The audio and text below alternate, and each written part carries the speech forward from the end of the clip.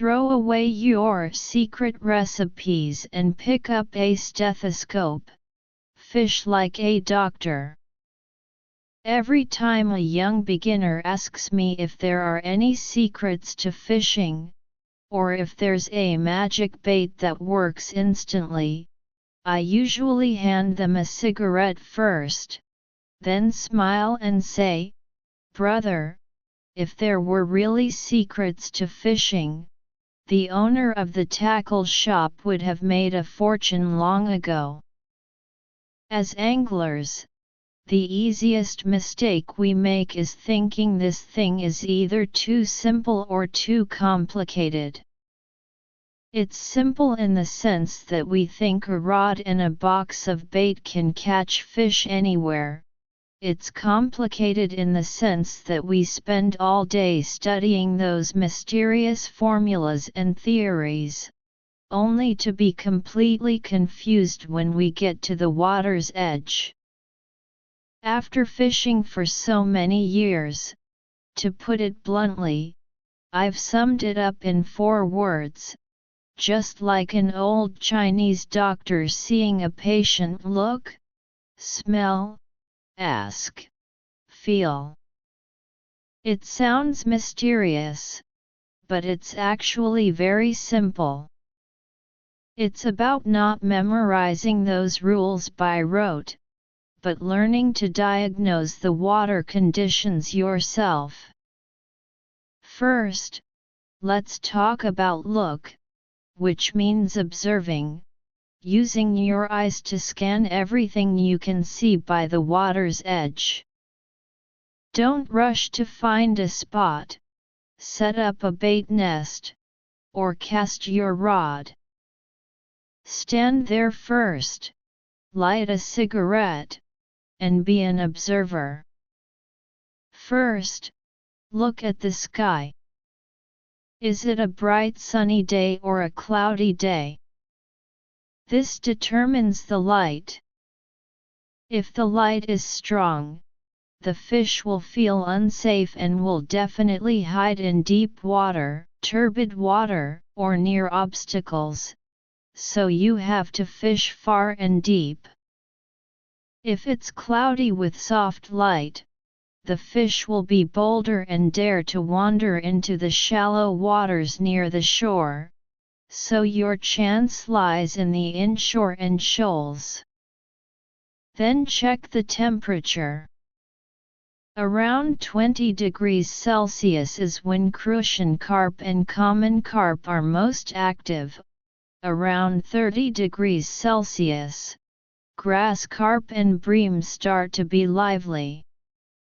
If the temperature difference is too large, fluctuating by more than 10 degrees a day, the fish will be almost exhausted and won't be in the mood to eat. Second, look at the water. Is the water surface like a mirror or wavy? Where is the wind coming from?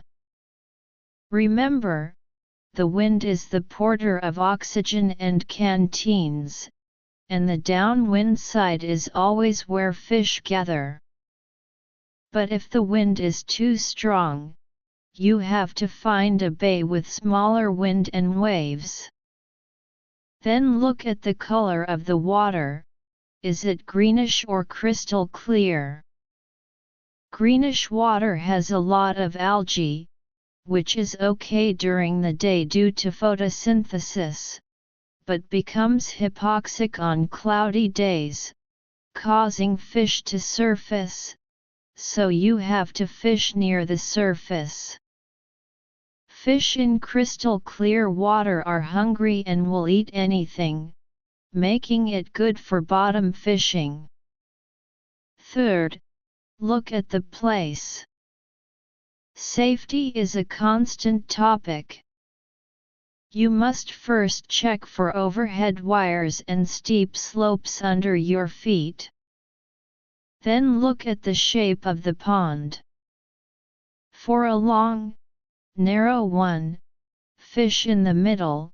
For a square one, fish in the corners, as these are the regular routes where fish cruise.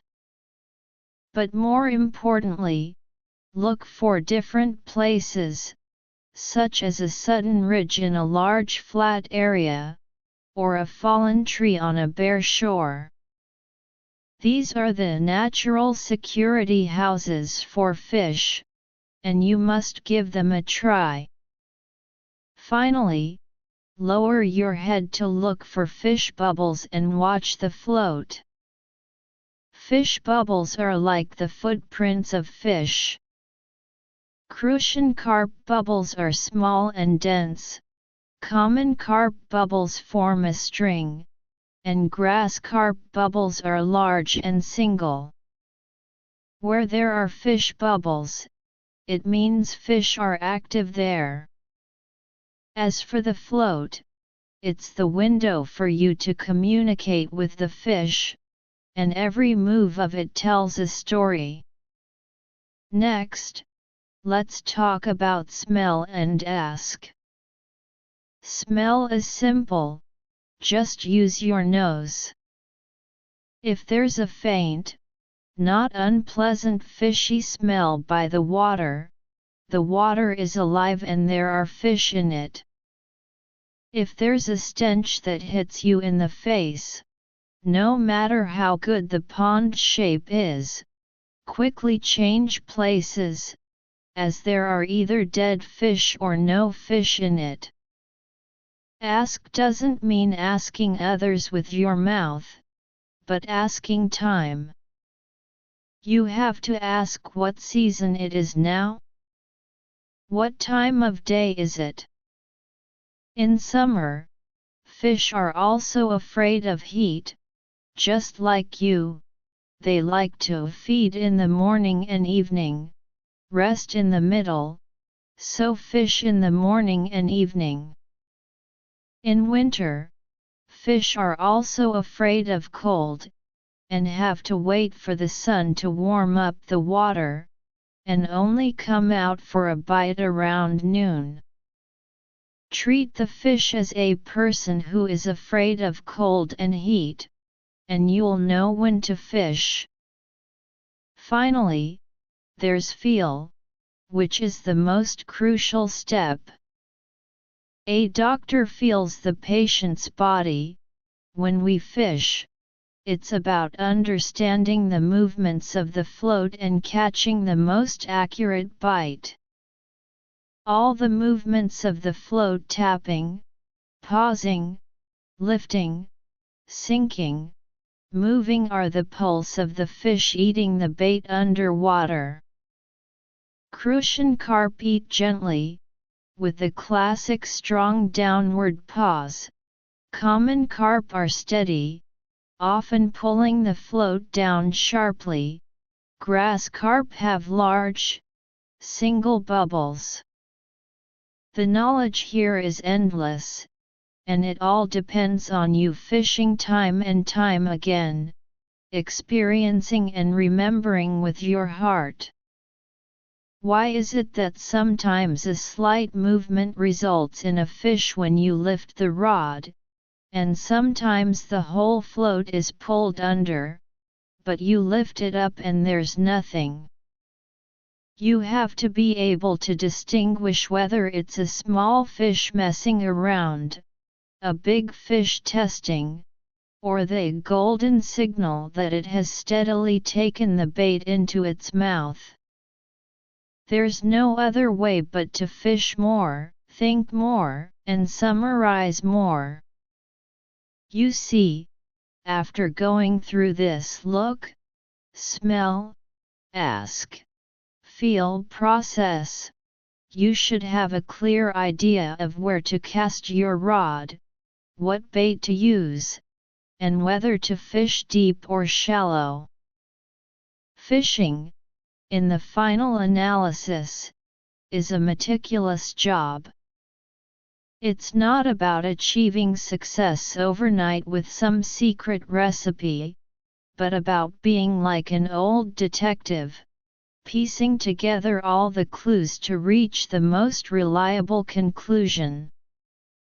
Next time you're by the water, Don't rush to cast your rod. Try being an old doctor. You'll find that when you really start reading the water, it can tell you far more than you imagine. Author profile: I'm a self-media blogger who loves fishing and is good at sharing. Follow me, and we can exchange fishing skills and discuss every detail of wild fishing for anglers. Give a like, save, and follow to never miss the next update.